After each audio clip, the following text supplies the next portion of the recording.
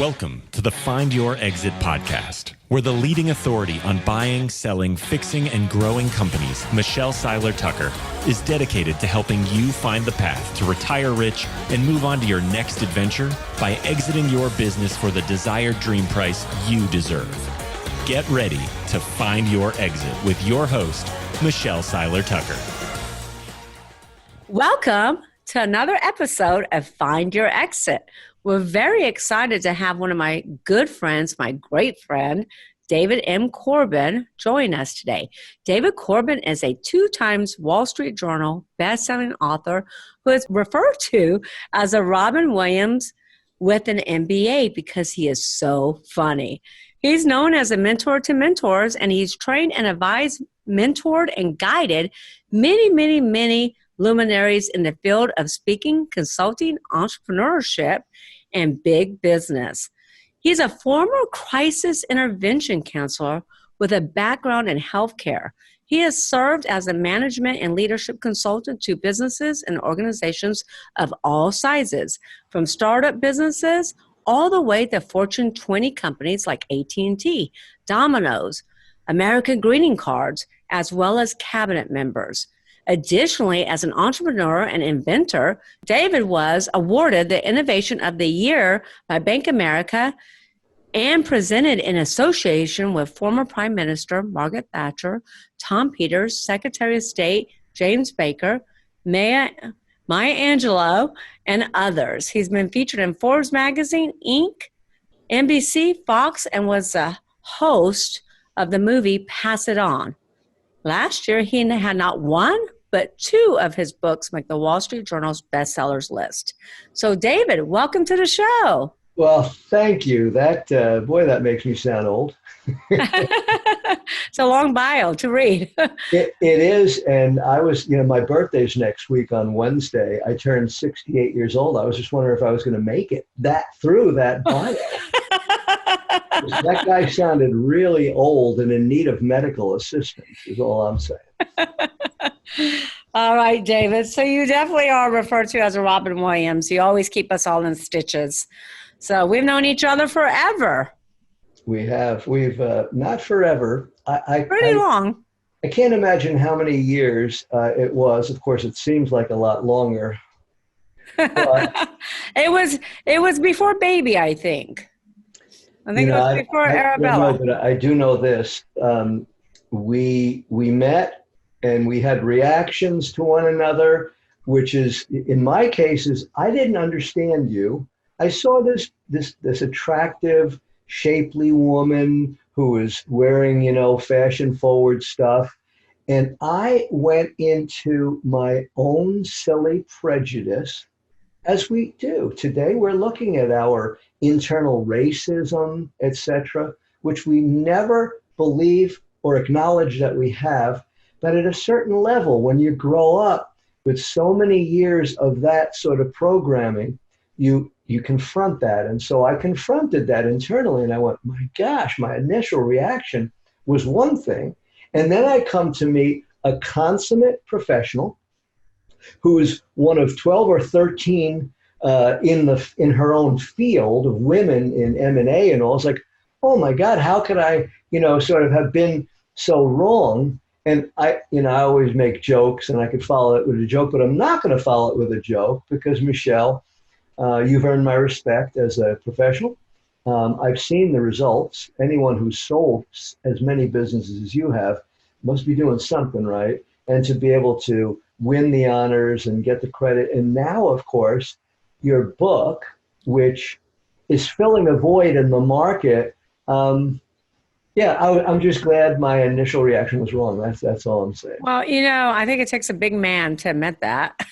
Well, I am almost 5'5", so you got that going. And there it is. But it definitely takes a big man to admit that, and I appreciate that. And that is a problem with our society, is that people judge people too quickly. Yeah. There's no doubt about it. You and I have mutual friends who have been advised to change their wardrobe. Change your wardrobe in order to be successful in yada, yada, yada. Mm-hmm. And that would have been a form of what I call brand slaughter. They would have been killing their brand to meet the need and expectations of just a few people.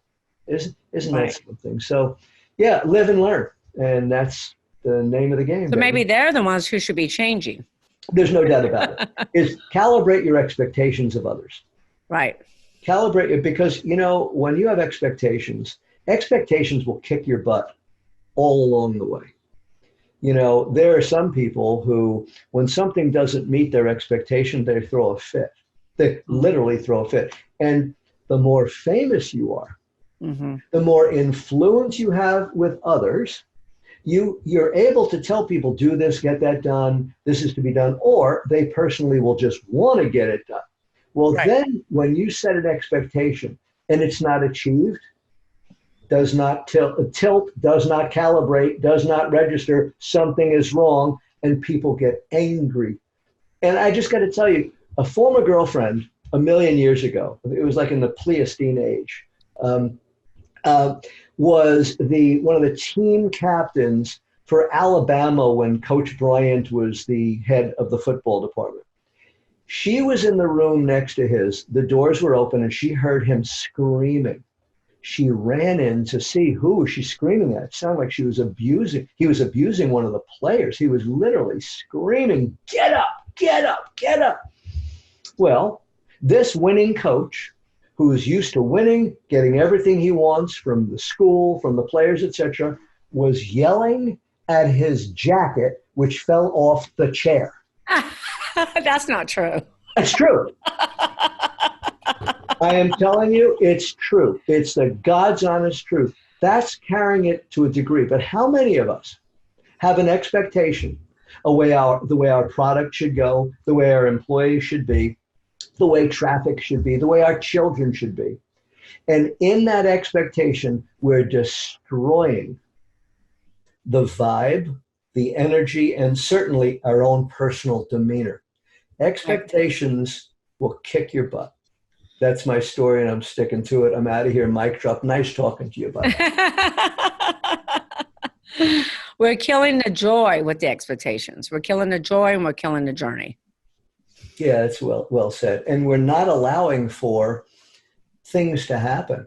Right. You remember I had hosted that movie years ago called Pass It On, where we had, congressmen, and we had Evander Holyfield, and we had, the president of Southwest Airlines and the chickens. We had a lot of cool people. And in that, we had the founder of Chick-fil-A, Truett Cathy. And he had said, in a very interesting way, because couldn't understand what you're talking about, talking like we had to have subcaptions on the bottom. But he said, I told my kids not to set expectations and goals for 5 years, because when you do, you miss the opportunity that's right around you. If the universe is providing for you, the God of your understanding, the divine, is providing an opportunity, and you're so focused on that goal, you miss it. So, that's quite contrary to what we've been taught as, going through school, what we've been taught as entrepreneurs, as business people: set goals, set goals, set goals, set goals, have expectations, set goals. What's your thoughts on that? Because I do believe in setting goals. First off, in order to set a goal intelligently, and I'm not going to go through the methodology. Everybody talks about SMART goals: specific, measurable, achievable, realistic, time-bounded, blah, blah, blah, blah, blah. But do what my friend Mitch Axelrod says. Mitch Axelrod, thenewgame.com. Mitch Axelrod talks about soul, role, and goal. Right. Choose your role in life, which harmonizes with your soul. Right? Because if you choose the wrong role, like me going to medical school, remember I was going to go to medical school in 1977, that would have been the worst role for me ever. And the patients. I think I saved more lives by not becoming a doctor.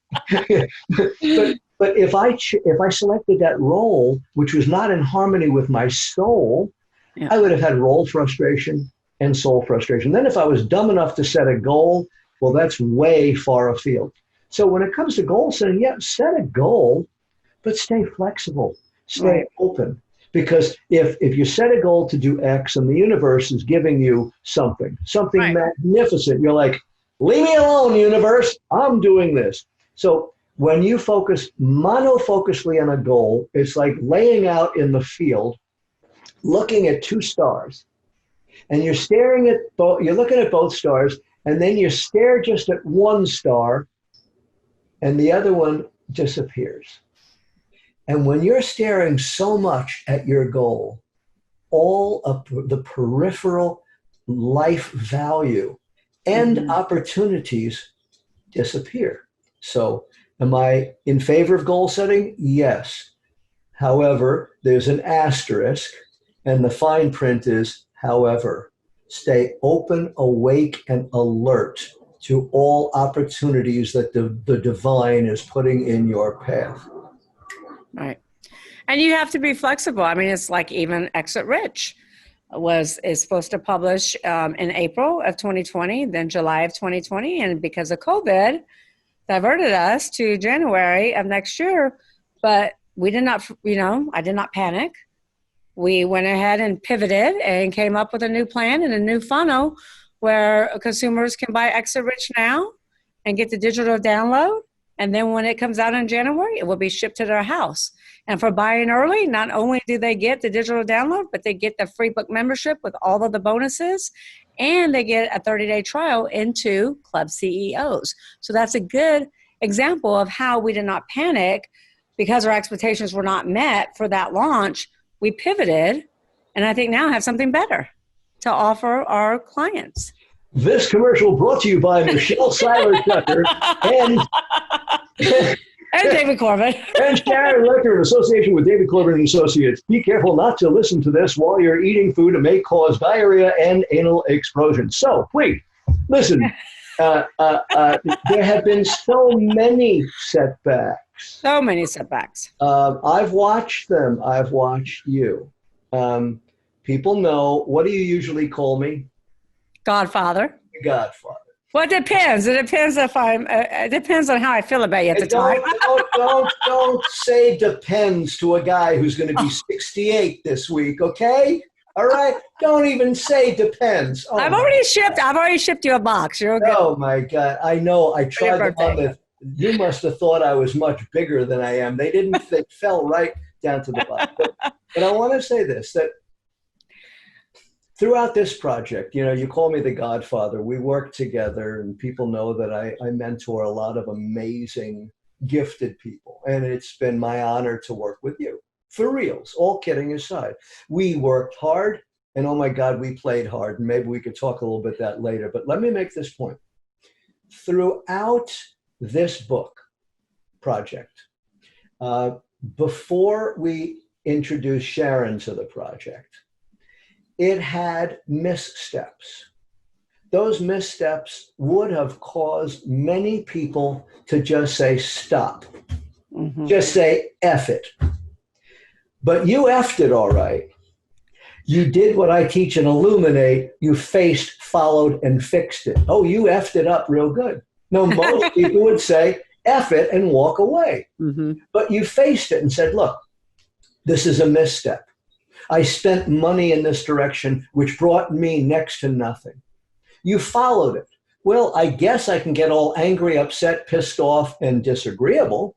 Or I could say, what can I do? I know there's a pony in this pile of poop. What can I do moving forward? Now, there was a gap between the OSM, right? The oh shit moment, right? The OSM, over to, we've got this, let's move. There's a timeline there. Right.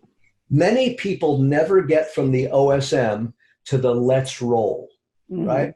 I love your line now is let's rock or something like let's rock this or something. It's cute at the end of your emails and stuff. See this timeline?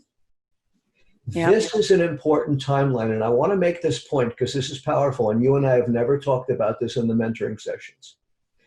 See this timeline? There's another timeline up here. Now watch. The doctor will put you on a treadmill. And they're going to measure how long it takes for you to get up to the peak state. Then they're going to measure this timeline, how long it takes for you to recover. Mm-hmm. That's called the recovery rate. Now, what people don't talk about is there's another recovery rate, and that's the emotional recovery rate. It's how long it takes for you to get from the OSM to the let's move, baby. We got this. Right. And it didn't take that long. Oh, you went through your stuff. And folks who are watching this, yeah, Michelle's a human being, as am I, making that prejudicial, silly judgment. We're always going to be growing. But your thing didn't take that long. Mm-mm. Many people never freaking reach that. They don't F up their business, so therefore they F up their business. They don't face, follow, and fix it. So that's the emotional recovery rate that I've been talking about lately on different TV shows and appearances. And just today, an article came out on myself and a few others in Entrepreneur Magazine. Just today. Now, this is being recorded on the 31st, I think, of the month of July. And Entrepreneur Magazine has a really cool ad. And so if you go to Entrepreneur Magazine, you too will be able to read this article, except I'm not selling anything or even giving anything away. But so that's my message on recovery rate. You're a great example of that. My prayer for you, my sister, my friend, my colleague, my client, is that you compress it. Mm-hmm. So, and that's my goal too. So when something happens, it might only take 5 days before you go through to the, okay, let's roll. Now, could you imagine if something goes down and you get a truckload of poop piled right on your head, if you were to go, all right, this stinks, but there must be something here for me. I wonder what it is.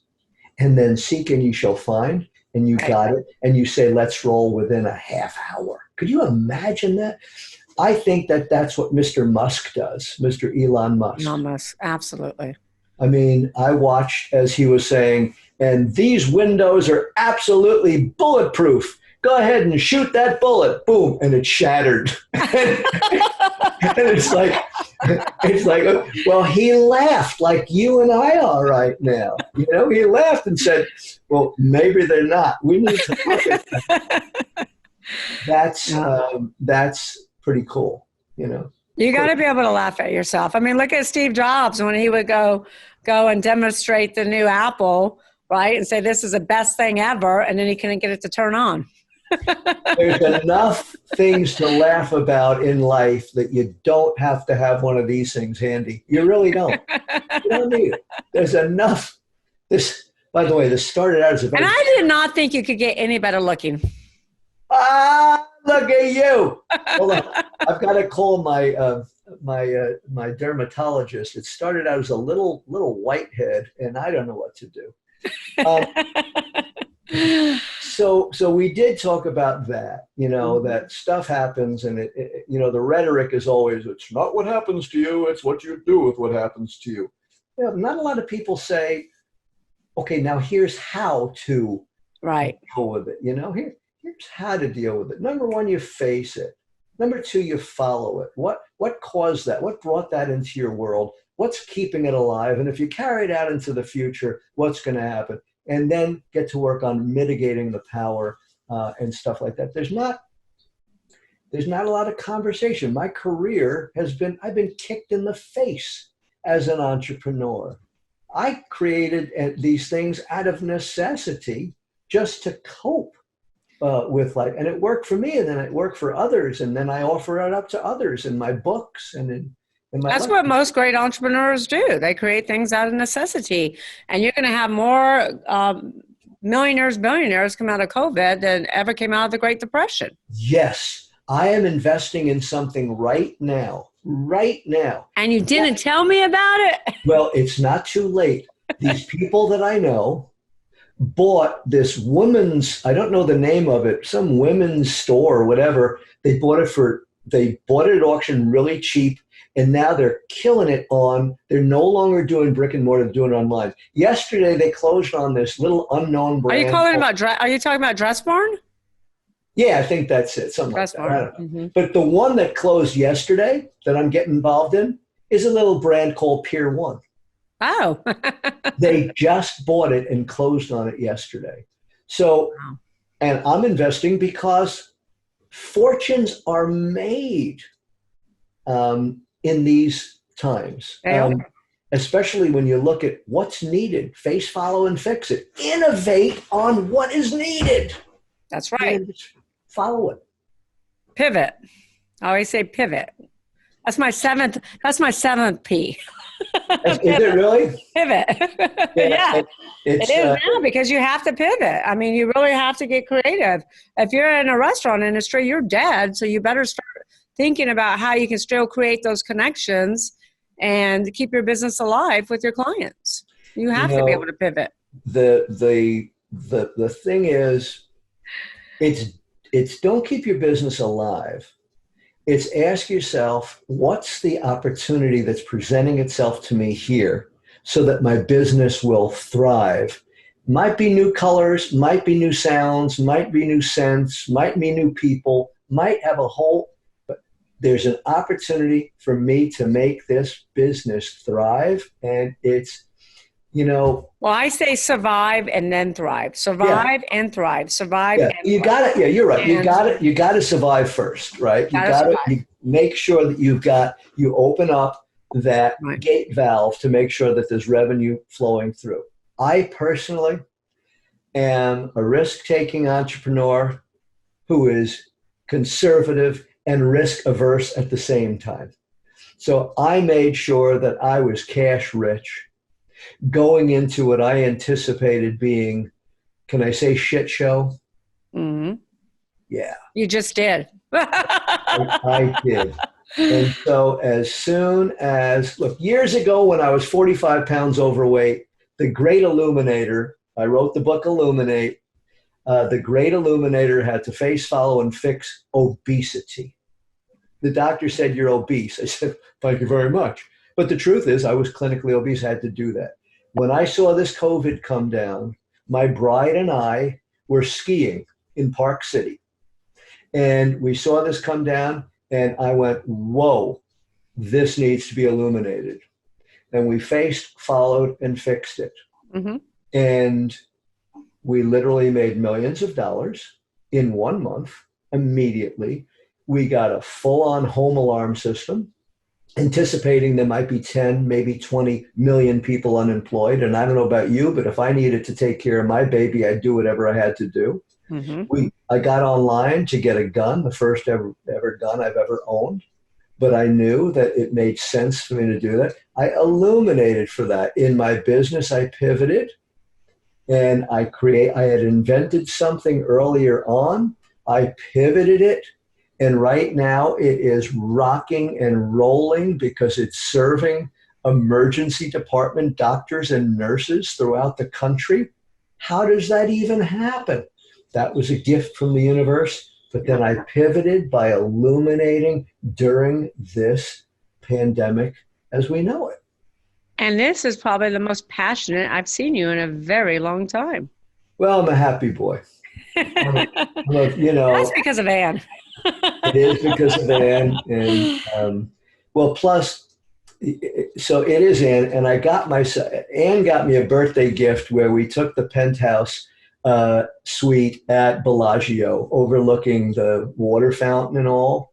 And across the street is that Walk of Fame where we have Frank and Greg have a little star in there. So that was just lovely. And then last night, my birthday gift from myself was delivered. It came last night. I wish it was in the daytime, but as the car was rolling off the car transport thing, even though it was dark, I had my cell phone light on. And so I got a 51-year-old restored Datsun Roadster, Fair Lady Roadster 2-seater. Oh, She's wow. 51 years old. And so I'm happy with Ann all the time. I'm happy with my toys. I'm happy working with my hands. I'm happy working with clients. I'm happy inventing products and having those products really take off. I'm happy getting press. This week I did 2 TV shows, and this morning I'm in Entrepreneur Magazine. I'm blessed, and I think it's because every morning for 13 years I wake up, I get down on my hands and knees, and I say 4 things. Yes, please, more, and thank you. Every morning. And when I say yes, I'm saying yes. I'm here. I'm ready to tune in to whatever radio station of opportunity and love and service you give me, dear God. That's yes. Please, please, please, David, accept it. Feel worthy of accepting it. You went your whole life with low self-esteem, feeling you are not worthy of that joy and prosperity. Yes, more. I want more, and the universe wants me to want more, because everything I ask for, the universe conspires to help me with more of what I think about. I'm grateful for what I'm given, and I'm given what I bless. And thank you. Always thank you. Not with gratitude, but with appreciation. Gratitude is, oh, thank you, I'm not worthy. Thank you, I'm not worthy. No, appreciation is different than gratitude. I appreciate that which you're giving me. I am worthy of it. I accept it, and I say, yes, please, more. And oh, by the way, David, what do you say? Thank you. That's right. Okay, Mom. Yes, please, more. Thank you. Yeah. That's wonderful. Yeah. It's wonderful. Thank you for noticing that I'm happy, because I'm really freaking happy. So, David, let's talk about business owners, entrepreneurs. What do you think are some of the biggest mistakes that business owners, entrepreneurs make?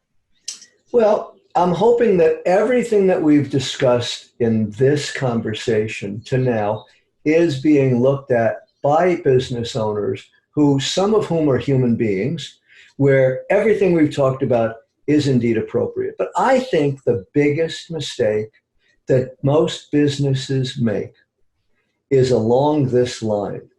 Errant assumptions are the root cause of most business failure. Errant assumptions, wrong assumptions, are the root cause of most business failure, most relationship failure, most health failure.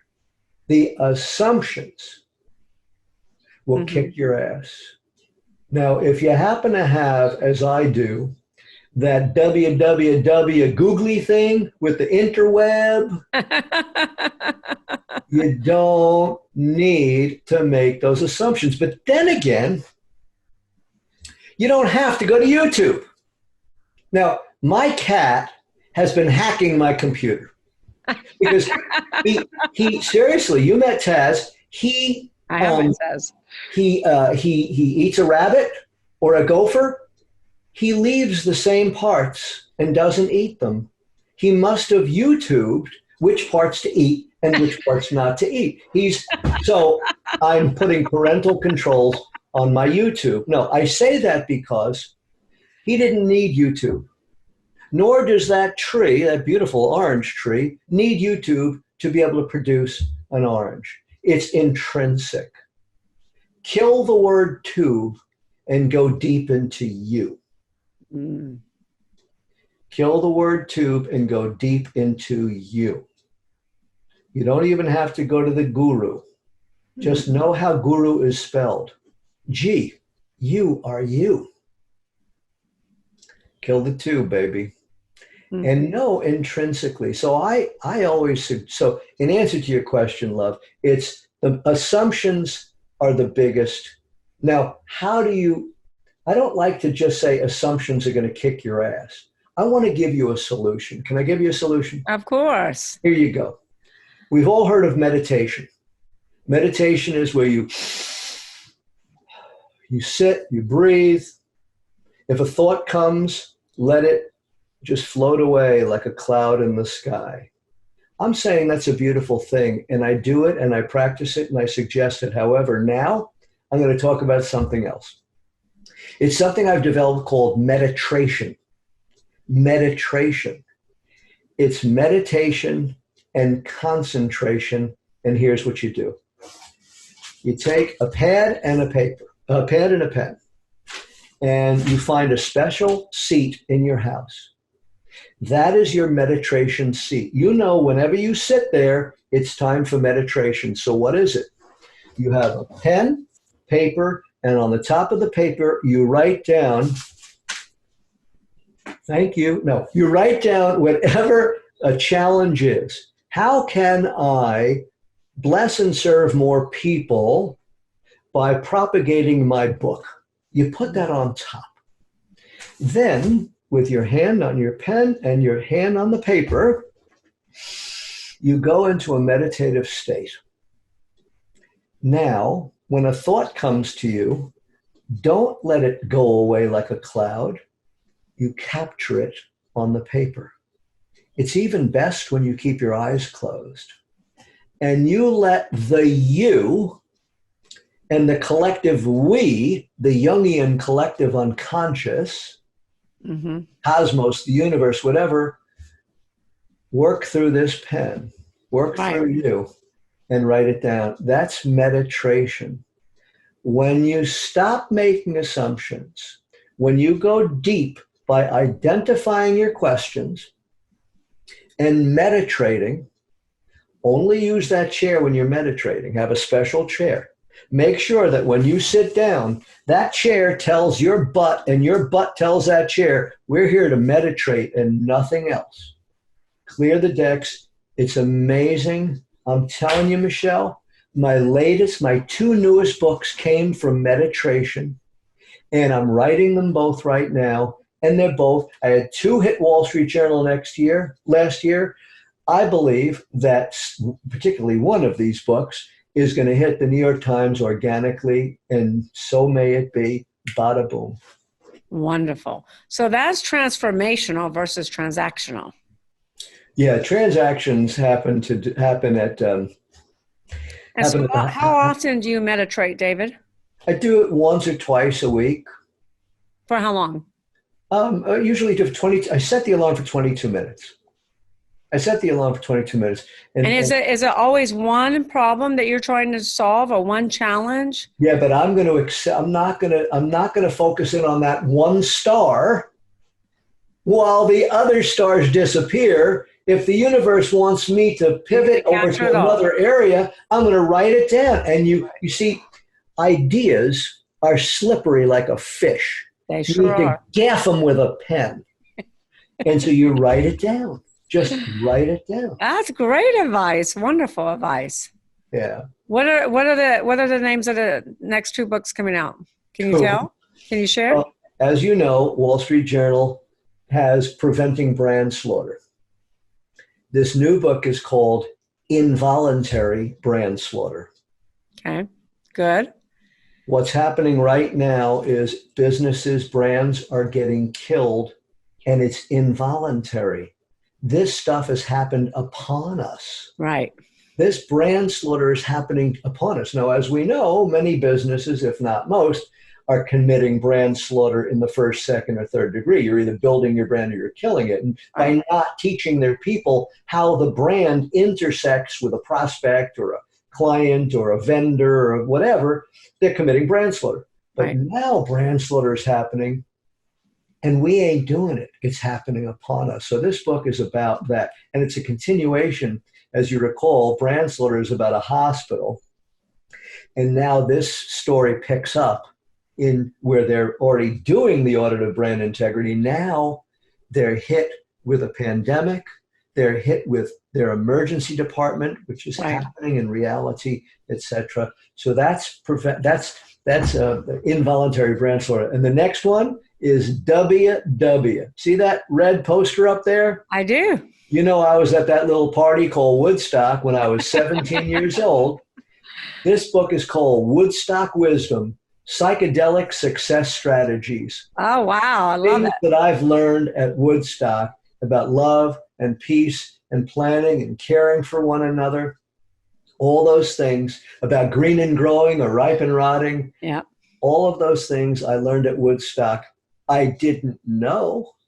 Just like I didn't know I was carrying prejudice. I didn't know I was carrying a semblance of racism. I didn't know. So later it came through. So what do you do when prejudice starts to slip back in again like it did before? Do you recognize it much earlier? What do you do when it starts to slip back in again? When what does? Prejudice, judging. Oh, the thing is, the whole idea is to stay awake. Yep. So in the Illuminate model, I teach and I believe you should set the alarm for once a week, once a day, to ask yourself, what am I missing here? What am I missing here? What am I missing here? There again, test your assumptions. Right. Test your assumptions. I'm doing a podcast with some friends, with Steve Farber and two other wonderful people, on how race is going to be impacting the workplace when people start getting back to the workplace. What kind of conversation is going to happen around the water cooler? Some people are going to be hyper afraid to say anything. Right. Others are going to be hyper afraid that something's going to be said.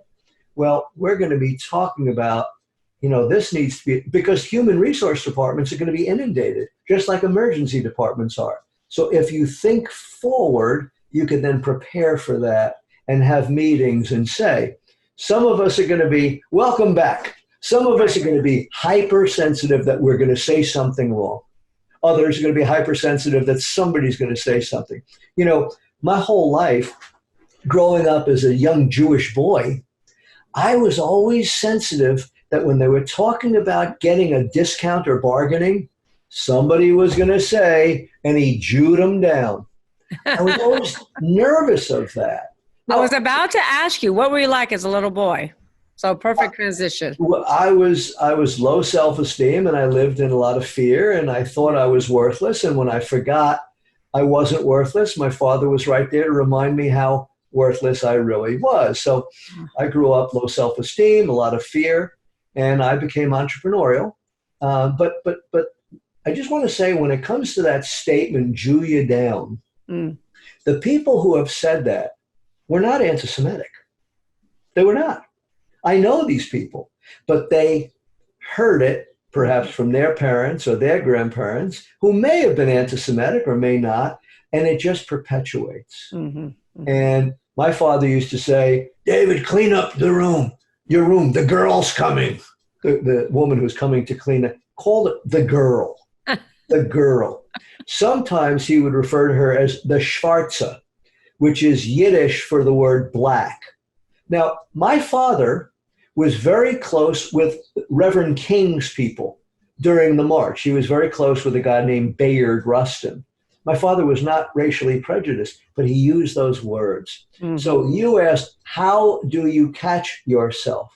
You catch yourself by catching yourself, and you go back to your family, to those who've influenced you, and play the tape back for any racial, misogynistic, or other things that may have been in the family, may have been in the movies, may have been in television, may have been at family functions, and play that back and ask yourself, is that something I may have done, I may have thought?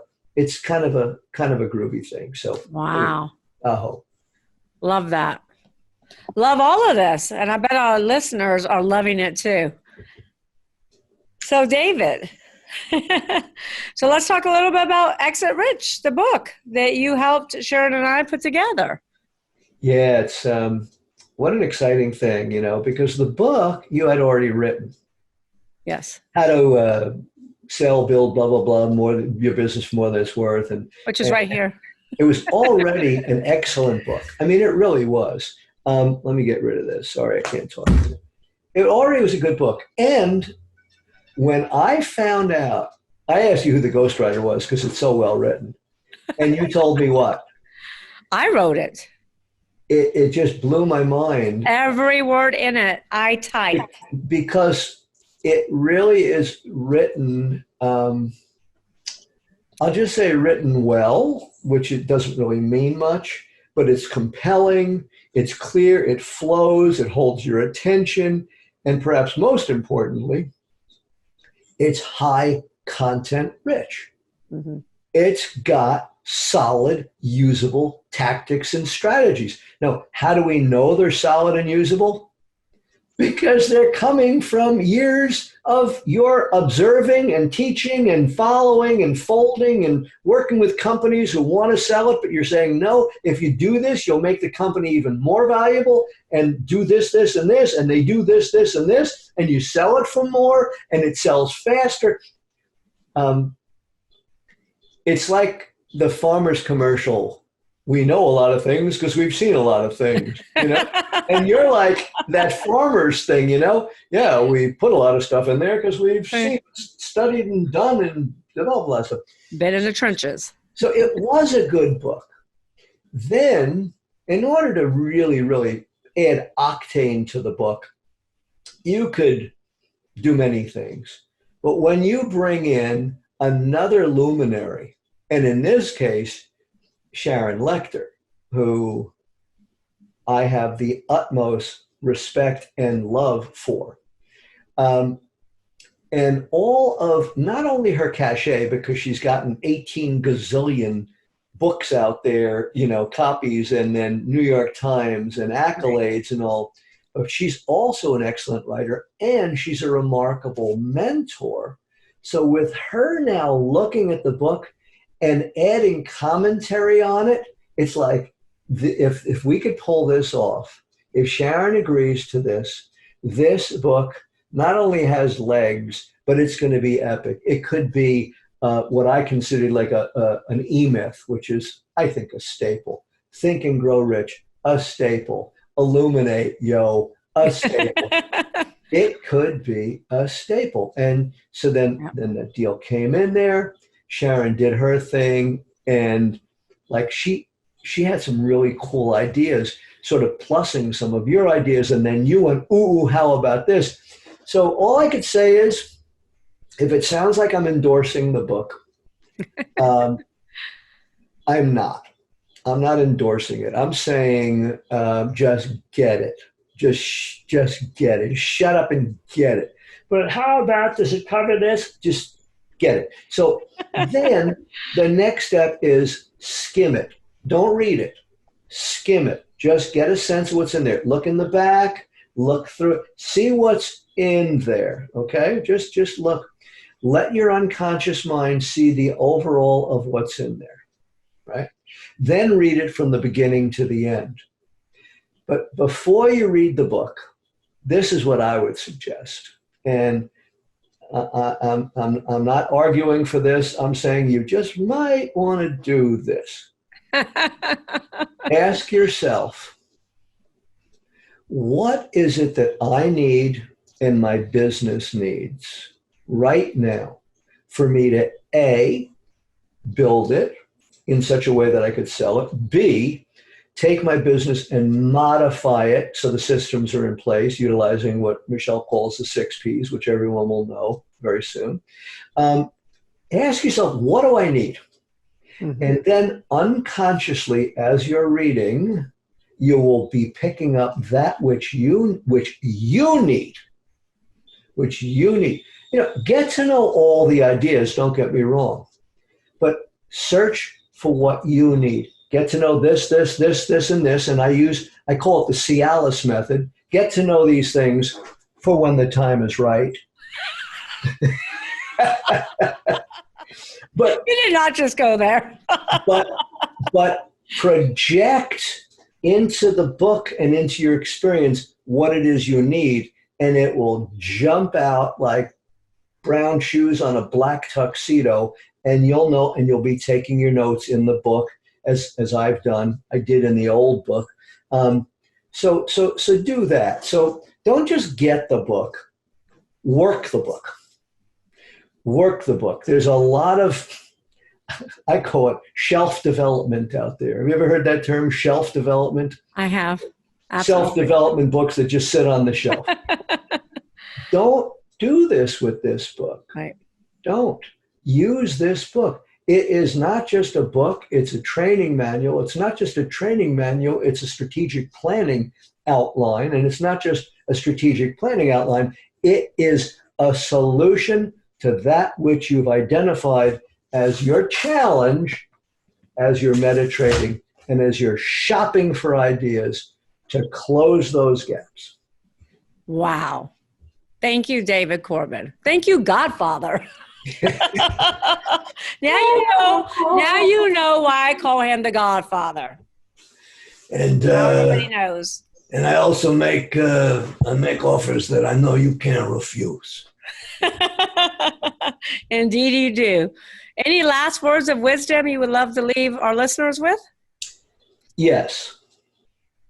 An example of Illuminate, face it, follow it, and fix it, is we looked 2 years ago at emergency departments that were facing a $4.38 billion problem, which was burnout from stress and turnover, let alone making mistakes. We invented something. We faced it, followed it, and fixed it. Our fix was a privacy pod where a doctor can go in or a nurse can go in for 3 to 5 minutes, and there'd be beautiful nature video scored with music, both Emmy Award-winning people. And in 3 to 5 minutes, they go in there with their crazy roles and goals, and they emerge in touch with their souls, more present with themselves and others. And we did science on it, and we did research. That's Illuminate. Well, after 4 months of scientific study in a hospital, in Houston Methodist Hospital, and I invite people to go to Rejuvenation Stations,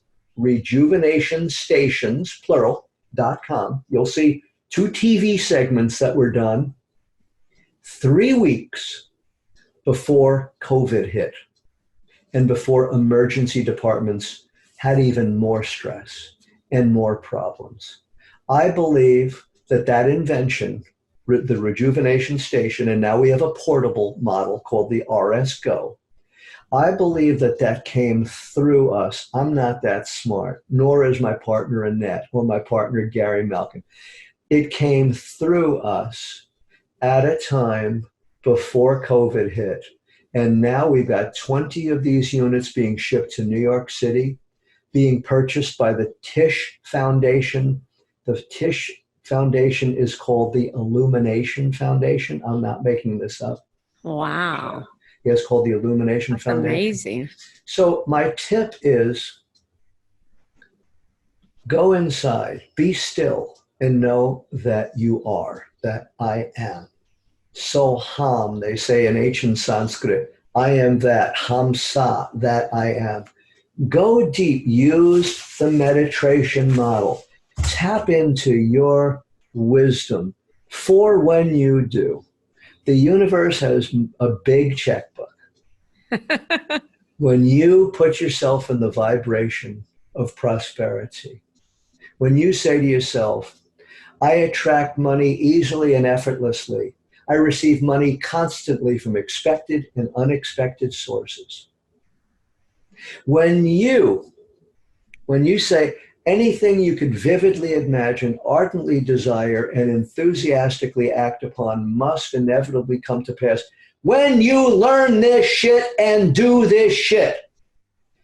Everything you want will materialize. I'm David Corbin, and I endorse this message.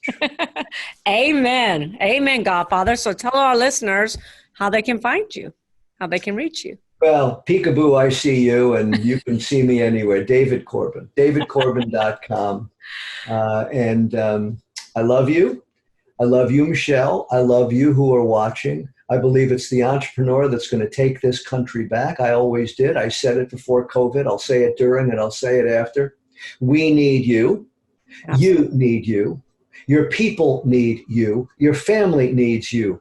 Eat well. Eat healthy. Michelle will tell you, I am not with her a consultant. I'm an insultant and now a resultant. So she is doing magnificently by not taking those cancer-causing packages, the sweeteners and whatnot. Eat well, sleep well, think well, be well, do well. Well. The entrepreneur will take this country back. Absolutely. I agree 1,000%. Thank you, David, for all of your words of wisdom. I mean, you dropped so many golden nuggets here in this last hour. This has been amazing. Probably our best Find Your Exit podcast ever. What? I love you. Now, I don't want to insult anybody by saying that. I always say to audiences, ladies and gentlemen, of all the audiences I've spoken with, you are certainly one of them. Thank you and goodbye. All right, Corbin out. Mike, all right, so thank you. Thanks to all of our listeners for joining us on Find Your Exit. And make sure you go look up David Corbin at david@davidcorbin.com.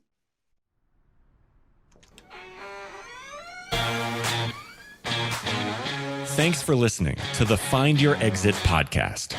Don't forget to check out Michelle Seiler Tucker's Build to Sell Blueprint books and Exit Rich, along with more blogs, videos, and resources at findyourexit.org. Be sure to connect with Michelle on Facebook or LinkedIn and stay tuned for her next episode by subscribing in your favorite podcast player.